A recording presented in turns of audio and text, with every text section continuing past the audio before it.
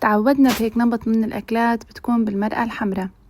هالمرة رح نعمل يخنة الدجاج مع البطاطا والثوم والليمون. تابعوا معي الطريقة لتشوفوا طريقة التحضير. وبهالأجواء الشتوية هيك أكلات مفيدة كتير لأنه بتعطينا مناعة كتير قوية.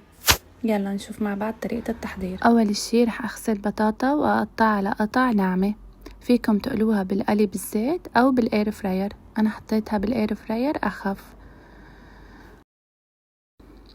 وطبعا قطعت جزر، وعندي دجاجة كاملة رح أسلقها. أول شي بشيل الزفرة منها وهيك بتكون ما شاء الله. بعدها بحط الباقة العطرية اللي هي ورق غار وقرفة وقرنفل. على طنجرة رح أنزل معلقتين سمنة وأقلي أول شي البصل مع الثوم، وبس أخدوا لون رح أنزل البطاطا اللي قليتها بالإير فراير وأقلبهم مع بعض. وبعدها بنزل الجزر وبقليهم كلهم مع بعض.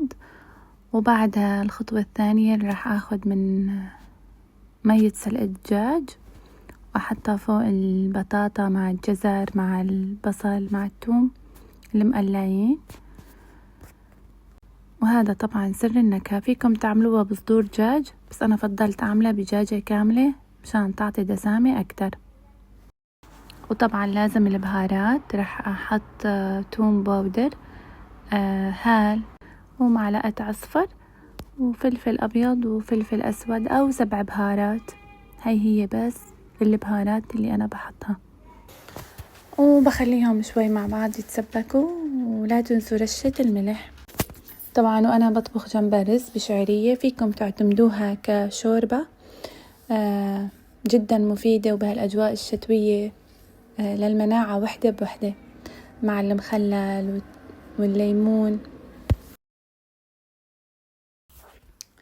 يعني والله ما بوصف لكم الطعم. جربوها ولا تنسوني حبايبي من اللايك والشير والمتابعة. وصحتين.